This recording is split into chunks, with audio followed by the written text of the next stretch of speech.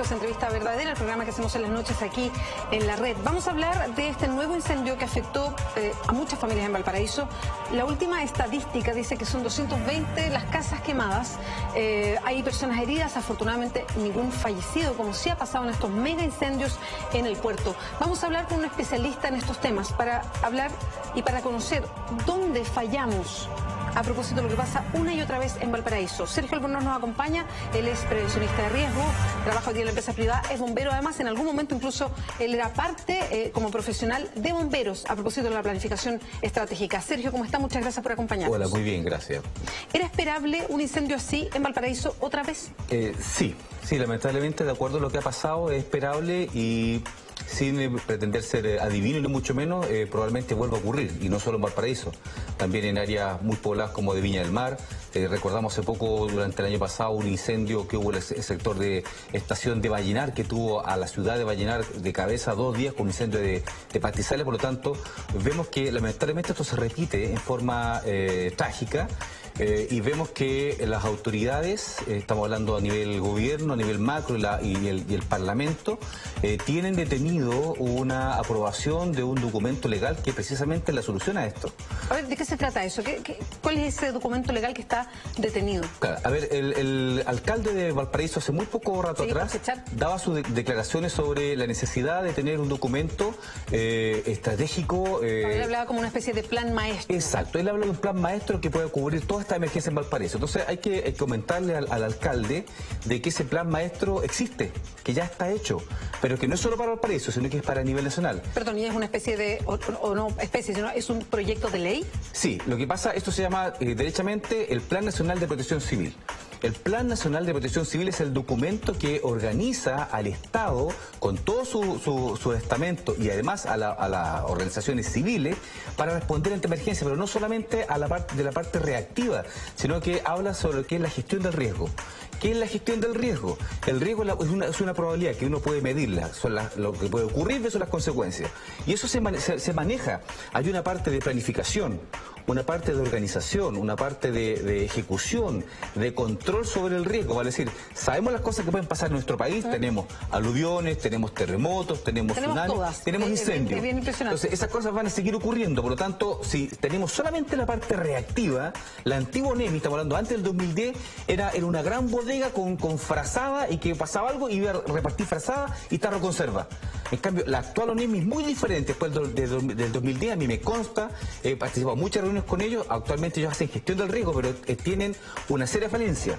En el año 2010, a raíz del terremoto, se elaboró este proyecto de ley para el Sistema Nacional de Protección Civil y que tenga una ley que lo respalde. Porque una cosa es el documento. Del 2014, estamos en el 17, se promulgó lo que es la Política Nacional de Seguridad para poder aplicar este plan. Y el Estado, y en este caso el Parlamento, tiene que aprobar la ley, porque este plan nacional, si no tiene una ley que lo respalde básicamente por el tema del financiamiento, es letra muerta, no se puede aplicar. Perdón, solo para aclarar, este proyecto legal entonces que se hace cargo de las emergencias, ¿tiene que ver con todo tipo de emergencias, incluidos los grandes incendios? Así es, con todas las emergencias. Fíjate, Beatriz, de que esto va desde los gobiernos comunales, que son las municipalidades, va escalando a las intendencias, gobernaciones, hasta el gobierno central, al Ministerio del Interior. Y hace que la ayuda sea en forma escalonada. Actualmente, las municipalidades, como la de Valparaíso o como todas las otras municipalidades del país, tienen escasos o ningún recurso para el tema de la emergencia y tienen que estar haciendo soluciones de parche. Fíjate que todas las municipalidades tienen un director de emergencia, todas. Sí. Pero en muchas de ellas, las que tienen menos recursos, el director de emergencia comparte funciones. Es el director de aseo, ornato y emergencia. Y cuando hay una emergencia, agarra un teléfono, agarra una radio. Entonces, eso es propio de un país que improvisa. Con el financiamiento, si se aprueba esta ley y está el financiamiento, cada municipalidad tendría su dirección de emergencia con el financiamiento y haría gestión de riesgo. Se prepararía para que esto no ocurra antes. Perdón, Sergio, pero este es un marco, yo lo entiendo perfecto, un marco que nos vuelve más modernos en la gestión de las emergencias. Total. Ahora, cuando uno escucha al alcalde de Valparaíso, y por eso quiero preguntarle si se incluye también este otro aspecto, me da la impresión que cuando él habla de un plan maestro, habla no solamente de lo que usted se refiere, que es una fórmula de gestión preventiva de emergencias, sino que además habla de tener los recursos para hacer un plan de construcción, sí, de saneamiento de calles, de características de barrio, o sea, en fin, habla de una urbanización especial para una zona como Valparaíso. Y yo no sé si un plan de gestión de emergencia contiene también esa mirada. Sí, fíjate, Beatriz, de que la gestión del riesgo que se realiza en muchos países desarrollados cubre esa etapa. Mira, te voy a comentar algunas de ellas. Por ejemplo, cubre planes de ordenamiento territorial, vale decir, dentro de la gestión del riesgo, el territorio, especialmente lo que nosotros, muchos se comenta que son los planes reguladores, están incluidos, vale decir, cuando se hace una inversión pública e incluso privada, tiene que haber una consulta sobre la gestión del riesgo. Vale decir, si yo quiero construir un edificio en un lugar determinado, actualmente solo se ve el tema económico. Exacto. Que tenga un buen acceso, que tenga una buena presentación comercial u otra, pero no se ve si la zona es vulnerable a un aluvión, si es una zona vulnerable a incendios forestales, si es una zona vulnerable a una erupción volcánica, por último, o un tsunami. O una crecida de un río, tenemos etcétera. La construcción, por ejemplo, del hospital de Antofagasta, el actual hospital de Antofagasta, que está construido, que ya se decidió, en una zona de inundación, es una zona inundable y está construido ahí. Antofagasta ha tenido baja estadística de tsunami, de maremoto, pero está en una zona declarada de inundabilidad. Si hubiese estado este plan vigente, ese lugar donde actualmente se construye el hospital de Antofagasta no se hubiera permitido. Ahora, lo que pasa con este plan es que no se ha votado siquiera, o sea, no se le pone una urgencia, ni la preocupación adecuada como para que se transforme en ley. Claro, nosotros entendemos, a la verdad nosotros entendemos, todos los que estamos, ¿sí?, en el tema del manejo del riesgo, de que cuando se presenta un proyecto de ley, obviamente tiene que ser discutido, por algo se presenta. Y las diferentes bancadas de diferentes colores políticos tienen todo el derecho a poder objetarlo y preguntar por él, pero técnicamente, no politizarlo. Y entendemos que se le encontraron varias enmiendas, varios reparos y se detuvo, pero se le quitó la urgencia. Y del 2011 al 2017 llevamos prácticamente 6 años. ¿No será tiempo suficiente ya para que este plan sea finalmente revisado, hagan las objeciones que tengan, las mejores, los cambios, pero que lo promulguen? Lo que sucede además, Beatriz, que sabemos que cuando este plan se apruebe, muchas cosas del país que conocemos actualmente van a cambiar. Por ejemplo, van a haber reubicación de asentamientos, vale decir, si tú vives en una zona de riesgo, va a llegar la autoridad y te va a decir, mire, de acuerdo al nuevo plan, estas zonas de riesgo y tenemos tanto plazo para cambiarse y nadie quiere que nos reubiquen. Claro, no, pero hay un bien común, sí, superior, que tenemos que en algún momento hacer un esfuerzo por eso. Entonces debemos asumir de que va a haber un sacrificio, pero si queremos reducir el riesgo, va a decir reducir las pérdidas, hay que hacer un sacrificio a nivel país. Ahora, Sergio, dejándose a un lado y yo entiendo que es algo, estamos hablando de algo macro, sí, algo grande respecto a cómo enfrentamos lo que somos, porque en definitiva la otra vez conversábamos con un sismólogo y la verdad es que si uno enumera las emergencias que puede haber Chile, nos faltan solo los huracanes y las tendríamos, exacto, todas. O sea, volcanes, terremotos, maremotos, en fin. Pero cuando vemos lo que pasa hoy día en Valparaíso, y esto podemos estar a la espera de un gran plan maestro, pero ¿cómo reaccionar? Porque, a ver, ha habido incendios prácticamente todos los años y, sí, y tenemos el ejemplo del 2014 en que hubo víctimas fatales, se quemaron 2.000 casas y fracción. Entonces, ¿cuánto aprendemos de lo que recién nos pasó? Mire, aquí podemos dividirlo en dos grandes áreas. Recién mencionábamos lo macro, de lo que tiene que ver el país, respondiendo a políticas de la ONU. La ONU es la que dicta estas políticas, vamos a comentar un poco más adelante sobre el convenio, el marco de convención de Yogo, el de Sendai, que son los actuales, que se hacen proyecciones de a 10 años, ¿cierto?, de manejo del riesgo. Y vamos también a lo micro. Lo micro es lo que hace el vecino, lo que hace la persona, lo que hace la municipalidad. Si lo vemos concretamente con respecto al incendio que ocurrió ayer en función al del 2014 y otros que estamos conversando un poco antes de empezáramos desde el año de la década del 60 que se tiene registro, se ha avanzado bastante poco y vamos a temas concretos. En el incendio de ayer vimos que había una serie de quebradas, partió un incendio forestal, igual que en 2014, esto se llama interfase urbano-forestal, vale decir, las ciudades están medidas junto con la vegetación. ¿Quién estaba primero? Probablemente la vegetación, que es bosque nativo y otro extraído de afuera, estaba ahí y la ciudad se fue metiendo dentro de él y quedan intercalados. se construye, especialmente en zonas como Valparaíso, que tiene cerro, ¿cierto? Tú ves un cerro en Valparaíso, sobre la cima de ese cerro se pone una calle y a ambos lados de la calle se construyen casas. Y eso con el tiempo se valían. Veíamos ayer las imágenes de calles pavimentadas con casas de construcción sólida, pero detrás de los patios de esas casas, si vemos las imágenes, va a haber una gran cantidad de llamas. Detrás de esas casas hay una quebrada.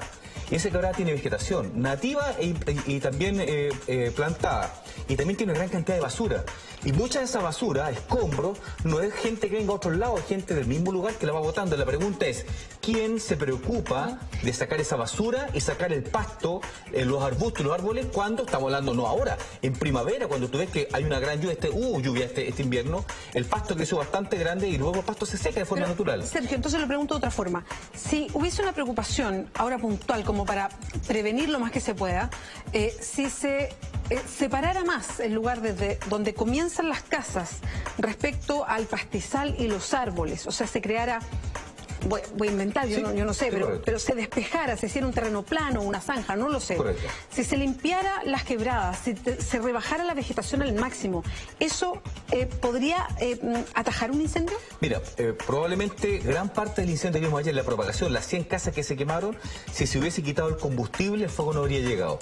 Para que haya una propagación del fuego, cierto que el viento crea corrientes convectivas, la convección es los gases que se calientan tienden a ascender y por las laderas tienden a crear su propia corriente. Por eso el tema de las quebradas es tan complejo para manejar el incendio. Exacto, los incendios forestales crean sus propias corrientes de aire, sus propias corrientes convectivas. Pero si no encuentra combustible un incendio, una ladera, va a llegar en la masa de gas caliente, puede saltar algunas pavesas, cientos de metros, pero si cae una o dos pavesas en las casas donde está la gente las puede apagar porque van a ser cosas focalizadas que caen. Es como una tormenta de fuego, pero caen pequeñas partes prendidas. Yeah. Pero cuando te llega una masa de llamas encendida a los pies de tu casa y por la radiación nadie puede estar encima, ni siquiera los bomberos, hay que decir a la gente que cuando tenemos las imágenes que se ven, esa masa, esa barrera de llamas, no hay ningún departamento bombero en el mundo que lo pueda enfrentar, ni aunque esté armado un grifo. La gente habla mucho del agua de los grifos. Los grifos, para que la gente lo sepa, en Chile tenemos un problema estructural. Están conectados al agua potable, lo cual es carísimo, y el caudal del agua se reparte, tú abres la llave del agua y la misma llave del grifo.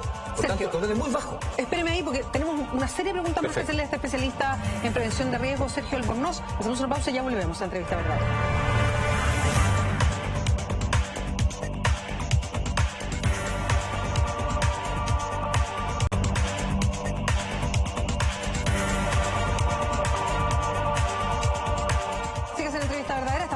Con Sergio Albornoz, él es prevencionista de riesgo, trabaja en la empresa privada, es bombero, además conoce mucho de estos temas. Le estamos hablando del incendio en Valparaíso. Quedaron varias preguntas, Sergio. Ya voy a entrar a lo de los grifos, pero a propósito que estamos hablando de despejar el material, sacar basura, desmalezar, separar la línea de las casas de donde empiezan los pastizales o los árboles, el alcalde Jorge Stark también hablaba de especies que no son nativas. Exacto. Y cómo pueden ayudar más o son más combustibles que otros árboles.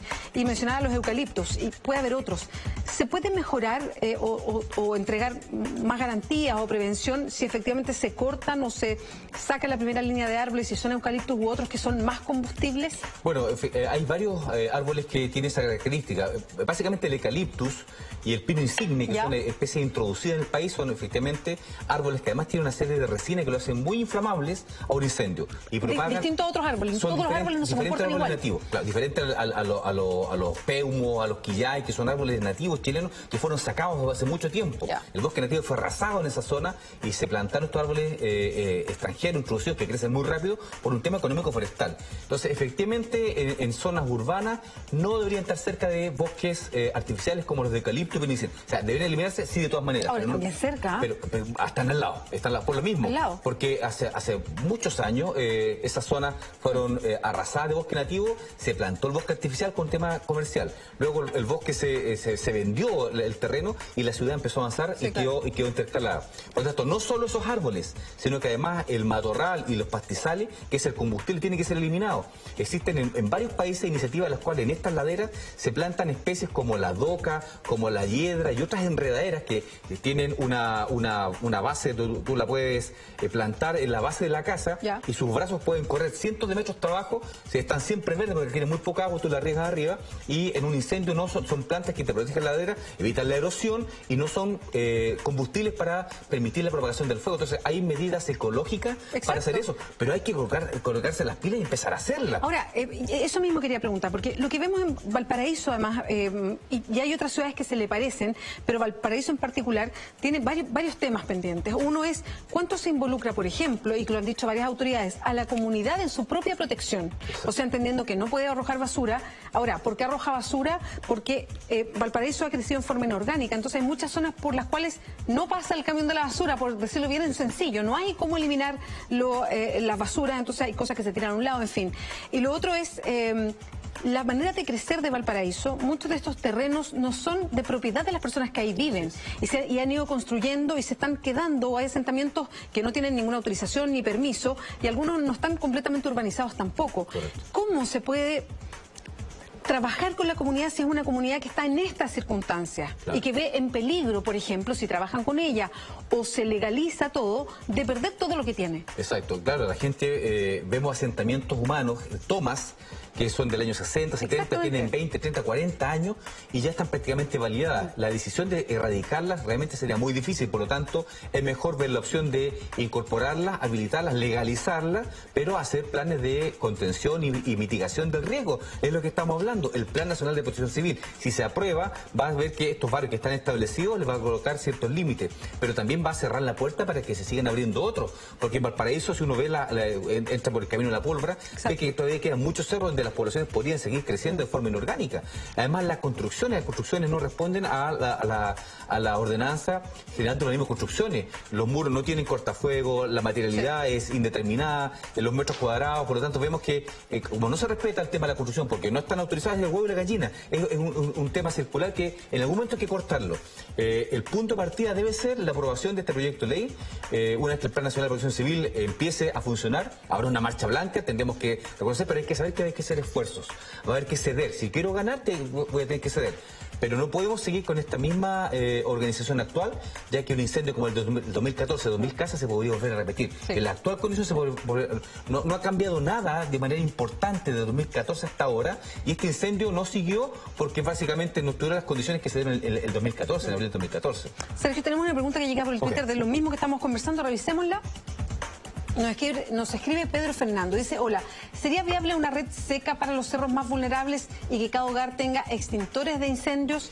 ¿Sirve algo como eso? Claro, fíjate que a raíz del incendio 2014 se construyó una red de estanques de agua y una red de grifos de alto rendimiento asociados a una cierta parte de los cerros de Valparaíso.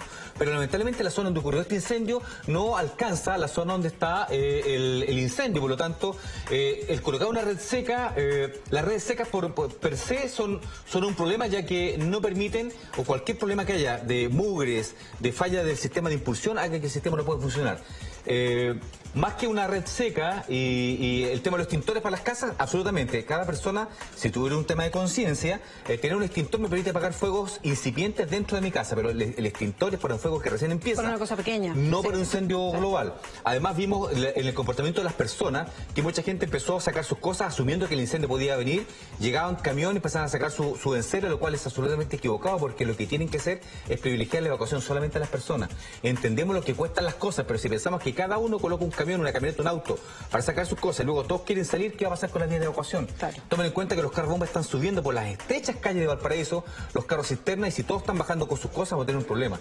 Las evacuaciones deben ser a pie, deben ser antes de tiempo. Nosotros aquí tenemos la cartilla que actualmente tiene publicado ONEMI sobre el tema de protección ante incendios forestales. Es bastante básica, se está actualizando, pero dentro de sus pasos indican si la gente solamente cumpliera lo que aquí aparece, por lo menos no tendríamos personas fallecidas y la gente estaría más protegida, pero son cosas que no deben ser letra muerta, la gente tiene que leerlas. ¿Cuáles son las más básicas, por ejemplo, que puede seguir la comunidad para ponerse más a resguardo? Fíjate que en el número 3, la que estamos hablando, yo la ponía en el lugar número 1, dice 3, si vives cerca de bosques o en el campo, mantén la casa casa despejada de arbustos que pueden arder con facilidad.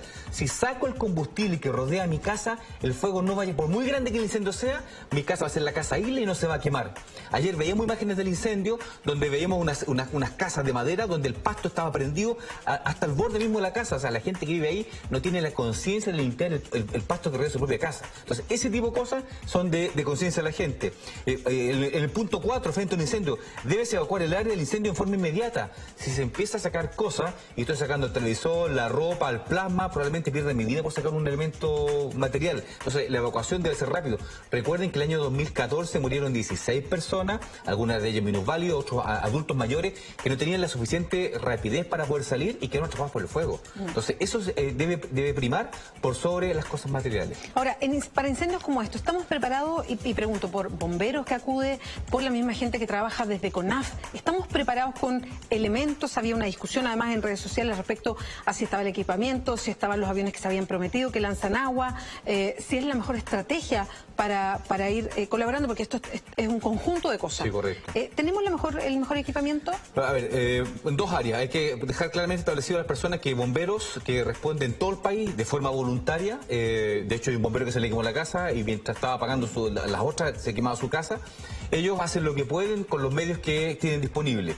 En un mega incendio de esto, lo comentamos antes, no hay ningún departamento bombero o cuerpo bombero en el país ni a nivel mundial que sea capaz de enfrentarlo todo de forma conjunta, porque el incendio es muy grande, es demasiado extenso. El que tiene que ver la parte forestal es CONAF, y CONAF normalmente se ve superado porque tiene un presupuesto limitado. O sea, el incendio de ayer y varios otros, como el del 2014, si te recuerdas, el del Parque Conguillío, el China Muerte, se quemaron la Valerse, totalmente superado porque el presupuesto no le alcanza. Hicieron una inversión en helicópteros y en aviones, es efectivo. En el mundo existen dos tendencias: aviones y helicópteros que hacen descargas puntuales como las que vemos acá, quirúrgicas. ¿Qué es lo que tenemos en Chile? Que es lo que tenemos en Chile, pero en una cantidad limitada, absolutamente limitada. En este momento hay un gran incendio en el sector de Bukelemu, Santo Domingo, el fuego está fuera de control en este momento. ¿Ya? Y partió ayer, era paralelo de Valparaíso. Y existen otros aviones que son de grandes descargas. La gran diferencia entre los aviones pequeños helicópteros versus los aviones de gran descarga es que efectivamente el avión de gran descarga requiere un espacio mayor y hay teorías de que dicen que no son tan efectivos. Pero la diferencia es que el avión de gran descarga puede descargar hasta 12 toneladas de agua, o sea, una gran cantidad de agua, y ese avión carga sobre el mar. Vale decir, cuando todos vemos el incendio de Valparaíso y vemos el océano prácticamente infinito de agua, el avión grande, el Canadair, el 415, el 215, ese avión descarga 12 toneladas, baja en 5 minutos, 3 minutos al mar, en movimiento, carga en 30 segundos los 12.000 litros, sube y descarga nuevamente en 5 minutos más, entonces puede estar haciendo ese circuito mientras tenga combustible. ¿Y eso se puede hacer en Chile? Porque decían que topográficamente, por el tipo de avión, por el peso que trae, no alcanza a subir porque el terreno es muy alto. Lo alcanza a hacer. En países como Portugal, en Francia, en España lo hacen. Están ambos temas. Y además tomar en consideración que cuando nosotros estamos en verano, acá en Chile, en Canadá, donde está la mayoría de estos aviones, y en Estados Unidos, es época de invierno, los aviones están todos guardados a la espera de que alguien los quiera arrendar, ni siquiera hay que comprarlos. Es un material ocioso. ¿Pero muy caro? Un avión de esos cuesta del orden de 20 millones de dólares. 20 millones de dólares cuesta un avión Canadair nuevo. Se puede arrendar. Pero si tú tomas en cuenta que un avión F-16 cuesta 40 millones, con un F-16 te compras 2 aviones Canadair para apagar incendios. ¿Y eso marcaría una diferencia grande? ¿Tendría de gran descarga en un incendio como el de ayer, por ejemplo? Tienes la posibilidad de hacer una gran descarga de agua. Actualmente no la tienes. Tienes el avión pequeño que carga 1.500 litros. Ese avión pequeño luego tiene que ir a un aeródromo, tiene que aterrizar, detenerse. Un carro lo carga de agua, el avión luego echa a andar el motor y tiene que despegar nuevamente. O sea, toma en cuenta que es por lo menos media hora para que él vuelva nuevamente con 1.500 litros. Versus el otro que te descarga 12.000 en 10 minutos. Entonces hay una diferencia, a lo menos en el volumen de agua, para grandes zonas urbanas. En la quebrada o en las zonas muy abruptas, el Canadair no es efectivo, pero en zonas amplias, como el inicio del incendio 2014, que era una planicie, o partes pobladas, como lo vimos en las casas el 2014, el avión sí serían, un par de aviones sí serían efectivos. Es un tema de inversiones, pero como la política CONAF fue cerrar la puerta a las grandes descargas, no lo podemos saber. Actualmente esta política está cerrada. Ahora, Sergio, ¿cuánto influye esto que yo había escuchado, el 30-30-30, y que muchos lo asocian con el momento climático que estamos viviendo, los cambios climáticos? Y el 30-30-30, lo explico, es que se den estas condiciones: 30 grados de temperatura, 30 nudos, la velocidad del viento y 30% solamente de humedad. 30% de humedad ambiental. Exactamente, o sea, todo muy seco, sí, y que es muy propicio para que haya incendio. ¿Cuánto influye esta situación hoy día, que puede verse el cambio climático, la sequía que hay en Chile, estos 8 8 años de poca lluvia en toda la zona central para este tipo de incendios. Bueno, ese es el factor desencadenante fundamental. Basta una pequeña chispa, como alguien bote un cigarro, como una chispa de trabajo de soldadura, o que alguien de forma accidental prenda una fogata y se le escape una pavesa y esté en estas condiciones para que el incendio inmediatamente tome un incremento muy rápido, cree sus propias corrientes de aire, especialmente en zonas con pendientes como tenemos para eso, el incendio continúa. Estas condiciones se van a seguir dando, estamos recién a 3 de enero, tenemos todo el verano. Y ha habido muchos incendios además. Han habido muchos. Recordemos que el mega incendio del 2014 fue en el mes de abril. Exacto. Ni siquiera había terminado la temporada de incendios. Los aviones y helicópteros contratados, el contrato de ellos había vencido ese fin de semana. Y por suerte los aviones se estaban yendo hacia España y los encontraron justo en el aeródromo y los trajeron. De suerte, si no había ningún avión. Por lo tanto, las condiciones se van a seguir dando. Entonces, el mensaje es, para las personas, el Plan Nacional de Protección Civil no va a estar listo ahora, no lo van a aprobar probablemente en el verano, probablemente, ojalá durante el 2017. Vamos a tener muchas 30 durante este verano. La gente tiene que sacar el combustible. Tiene que agarrar una palita, agarrar un rastrillo y una bolsa y tiene que raspar, sacar el pasto, los arbustos y el combustible que rodea sus casas. De lo contrario, su casa y la de todos sus vecinos se van a quemar. Entonces, si pasamos a un tema de estar observando, esperando que nos vengan a hacer las cosas, tenemos que pasar a la acción y tenemos que proteger nuestras propiedades. De lo contrario, esto va a ocurrir nuevamente en Valparaíso, en Viña del Mar o en otras ciudades. ¿Se es claro con la ciudadanía? Por ejemplo, aquí leíamos este folleto que, la verdad, para ser bien honesta, yo no lo había visto nunca. Correcto, está en la página de ONEMI. Tampoco me he metido a ONEMI a mirarlo, Correcto. ni tampoco no hago ese ejercicio, pero Exacto. ¿cuánto de esta información está en poder de las personas? Porque claro, cuando tú le dices, Sergio, a uno le parece bien evidente, pero también uno empieza a pensar, bueno, que yo tengo mi casa y uno quiere tener pasto, quiere tener los árboles, porque es bonito, porque es un entorno más agradable para vivir. En fin, uno entiende también esa lógica, que es una lógica muy humana, de cómo se vive, de cómo uno desarrolla la vida. Entonces, ¿cuánto efectivamente se le dice directamente a la población? ¿Cuánto se trabaja con la población para que sientan que también son en parte responsables, independiente que aquí hay una responsabilidad grande, macro del Estado, pero que hay una responsabilidad también que pueden tomar ellos? ¿Cuánto hay de esta unión para hacerlo mejor, para que sea virtuoso, digamos, entre lo que puede hacer la autoridad del Estado y lo que pueden hacer las mismas personas? Claro, actualmente es bastante baja, porque esta información está en la página de ONEMI. Quien no tiene internet o quien no tiene acceso a esto no lo va a ver. Por lo tanto, falta ni siquiera se le ocurre buscarlo. Totalmente. Falta una gran cantidad de difusión. Y la difusión requiere financiamiento. El financiamiento tiene que nacer del Plan Nacional y de la ley. Por lo tanto, ONEMI actualmente tiene una gran cantidad de profesionales, está haciendo un gran esfuerzo, pero mientras no tenga las herramientas de fiscalización y de financiamiento para hacer la difusión y trabajo en los diferentes entes, desde la Junta de Vecinos hasta la Municipalidad, Gobernación, Intendencia, el Ministerio del Interior, esto va a seguir siendo, el tema técnico existe, pero no llega a las personas, no baja a la gente. Entonces ahora yo agradezco la oportunidad que tenemos los que trabajamos en el tema de prevención, y actualmente yo lo hago a través de Remer, que es una empresa